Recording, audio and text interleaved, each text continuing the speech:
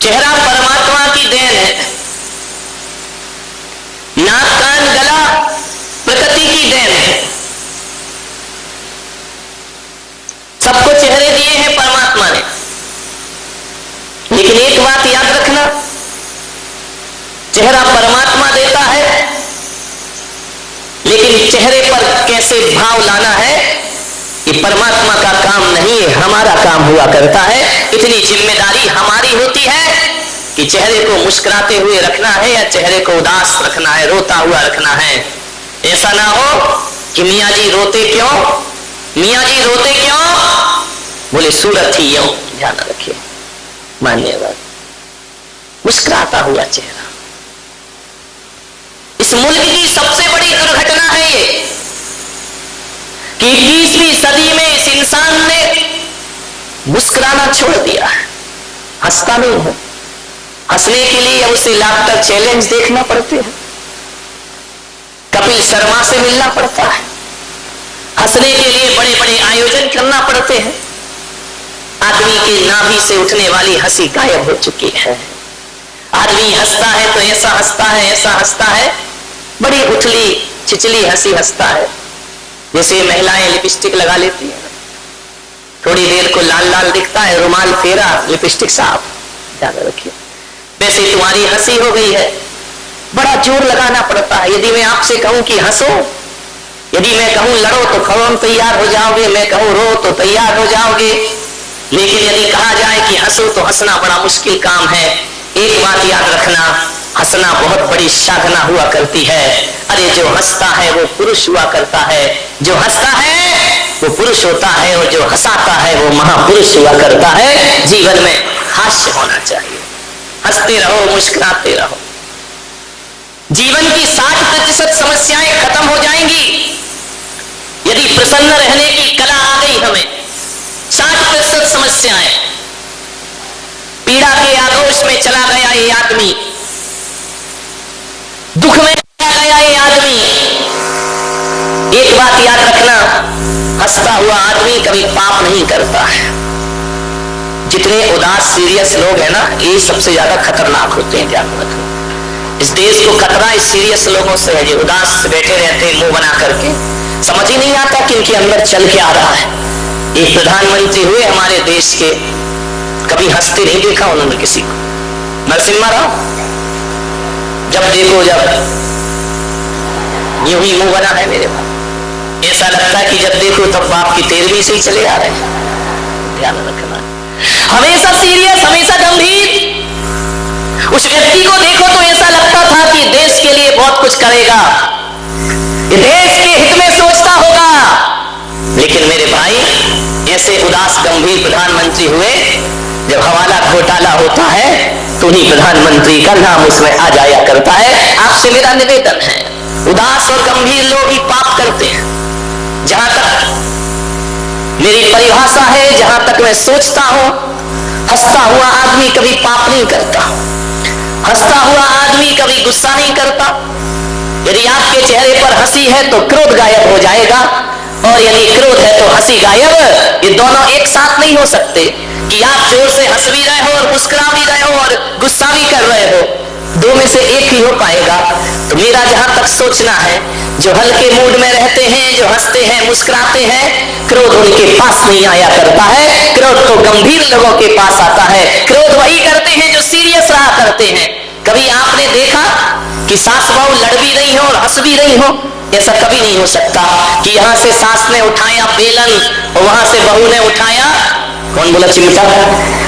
ध्यान रखना, ऐसा कभी नहीं होता है कि दोनों लड़ भी रहे हो और हंस भी रहे हो। या तो लड़ेंगे तो हंसी नहीं होगी, और हंसेंगे तो झगड़ा नहीं। आप बहुत से पापों से बच जाएंगे। आपने कभी देखा है कि कोई आदमी चोरी कर रहा हो, बैंक लूट रहा हो, किसी का जेब काट रहा हो और जोर जोर से हंस रहा हो? ध्यान रखना, चोर हंसेगा तो चोरी नहीं कर पाएगा, और चोरी करेगा तो चेहरे पे हंसी नहीं ला पाएगा।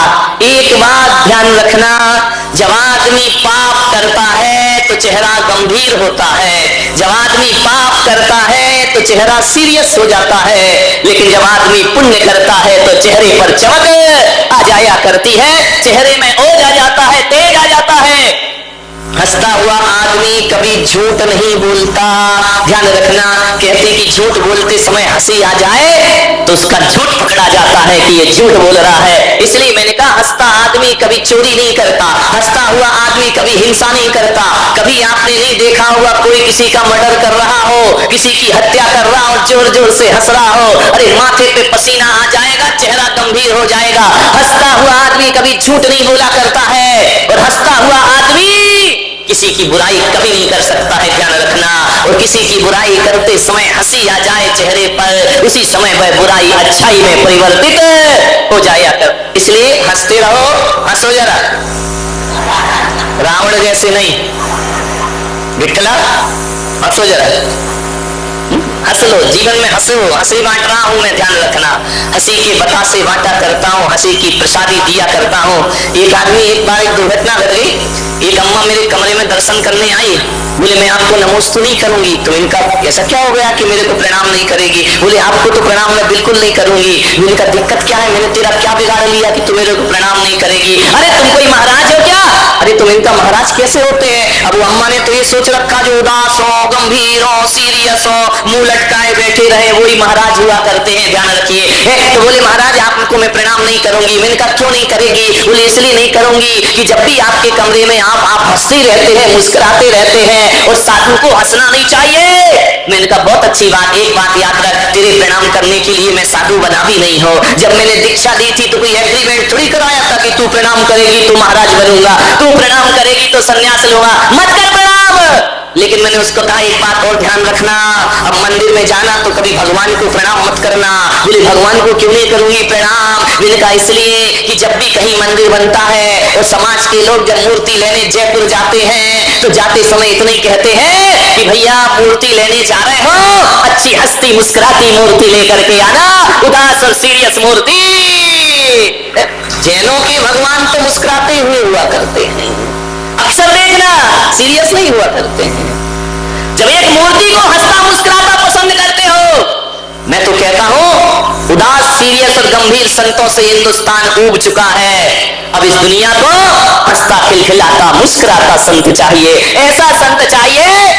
अब एक बात बताओ, तुम वैसे ही तो अपने दुख से दुखी हो, इतने सारे कष्ट तुम्हारे जीवन में है, और मेरे कमरे में आ जाओ, मैं भी मुंह लटकाए बैठा रहूं, मैं भी ऐसा बैठा रहूं बड़ा सीरियस था, तो आप कहेंगे यार घर से तो हम दुखी थे, अभी महाराज और दुखी दिखाई दे रहे हैं, फिर तो तुम दहाड़े मार मार कर रोगे मेरे भाई। मैं तो कहता हूं कि संत के चेहरे पर वो आकर्षण होना चाहिए, वो आकर्षण संत के चेहरे पर होना चाहिए कि एक क्षण को उनका चेहरा देखकर ये आदमी अपना गम भूल जाए, अपने दुख भूल जाए, और संतों के चेहरे पर आनंदित हो जाए, मुस्कुराहट लाए। तनाव मिटाना है, टेंशन मिटाना है, मुस्कुराइए। ध्यान रखें, यदि आपको कोई टेंशन है, कोई चिंता है, अवसाद है, पीड़ा है, मैं कहता हूं 3 मिनट जोर से मुस्कुरा लेना, हंस लेना, सारा टेंशन गायब हो जाए। सबसे बड़ी टेंशन की यही दवा है।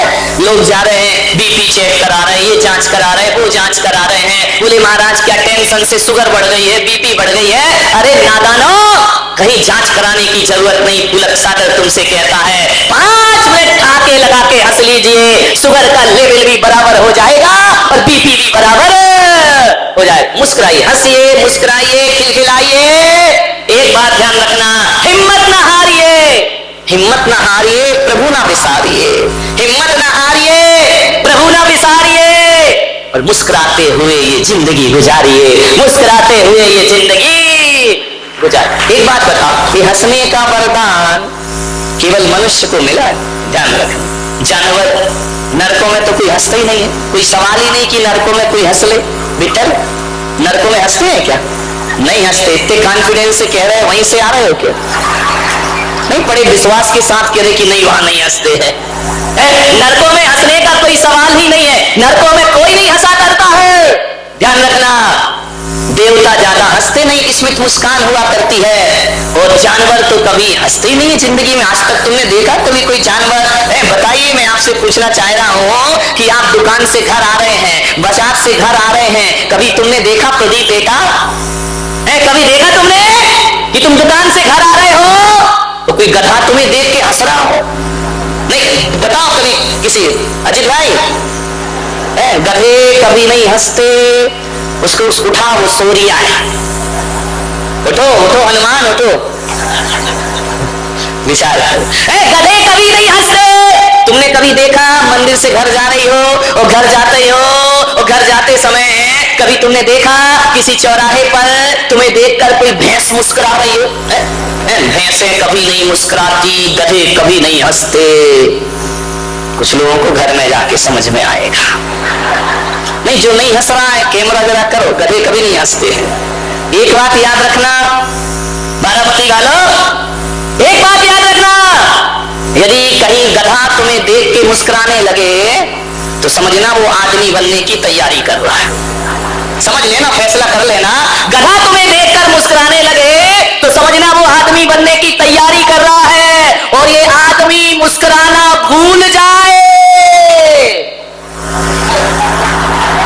तो समझना कौन बोला गधा बनने की तैयारी कर रहा है। ध्यान रखना, मुस्कुराते हुए जिंदगी गुजारिए।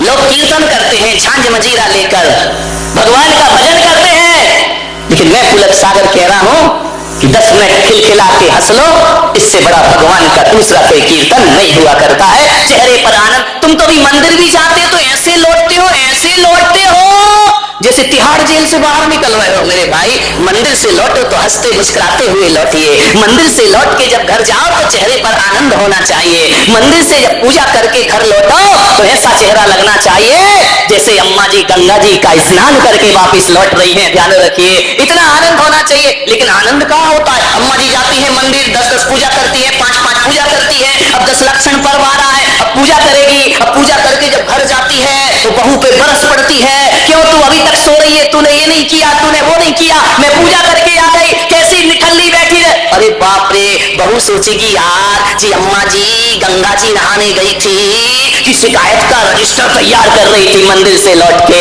विचार करो, बच्चे तो यही सोचेंगे यार कि दादी पूजा करने गई थी या जूडू कराटे सीखने गई थी। ध्यान रखिए, मंदिर से लौटो तो गुस्सा मत करो। अरे थोड़ी देर तो मंदिर जैसी शांति अपने चेहरे पर रखिए। मंदिर से लौटते समय तीर्थंकरों जैसा आचरण अपने जीवन का, अरे घंटा भर तो मंदिर में शांत, मंदिर में जैसा वातावरण घर में बनाइए। लेकिन मंदिर से लौटते इतनी गुस्सा आती है, इतनी गुस्सा आती है कि आदमी जब मंदिर जाता है, ऐसे तो 12 बजे तक बैठे तो कुछ नहीं होता है, लेकिन मंदिर से गया, भूख लगी, खाना लाओ, जल्दी लाओ, उसे कपड़े बदलने का भी टाइम नहीं रहता है। ध्यान रखो, मंदिर से लौटो। लोग कहते हैं कि युवा लोग मंदिर नहीं जाते हैं, लोग कहते हैं युवाओं ने मंदिर आना बंद कर दिया है। मैं पुलक सागर कहता हूं कि युवाओं ने मंदिर आना बंद नहीं किया है, हमारे बूढ़ों ने उनका मंदिर आना बंद कर दिया है। विचार करना है आपको। मंदिर से उतर रहे हो, गालियां बक रहे हो, मंदिर से लौट रहे हो, गुस्सा कर रहे हो, ध्यान रखना। अरे मैं तो आपसे निवेदन करता हूं कि मंदिर जब जाओ तो ज्वालाबाई बन के जाना, और मंदिर से जब लौटो तो शांतिबाई बन करके लौटना, तुम्हारा जीवन सार्थक हो जाएगा। मंदिर जाओ तो अंगार बन के जाना, लेकिन मंदिर से जब लौटना, अंगार बन के मत लौटना, जलधार बन करके लौटना, तो तुम्हारा मंदिर जाना। बहू कहेगी यार मंदिर जाने से इतने परिणाम बदलते, अभी तो अम्मा बिल्कुल झांसी की रानी बन रही थी, मंदिर से लौटे तो बिल्कुल शांतिबाई बन के लौटी है। बहू कहेगी ठीक है, मंदिर जाने से जब इतने परिणाम बदलते हैं तो कल से मैं भी मंदिर जाऊंगी और भगवान की पूजा। ध्यान रखना, ये आपके ऊपर निर्भर है, आप मंदिर भेजना चाहते हैं या नहीं भेजना चाहते हैं। जीवन को बदलने का प्रयास करिए। छोटी सी जिंदगी, तकरार किस लिए? रहते हो दिलों में, दीवार किस लिए? लड़ाई झगड़े हो जाते हैं, घर में रहते हो, परिवार में रहते हो, अब जहां 4 बर्तन होंगे वहां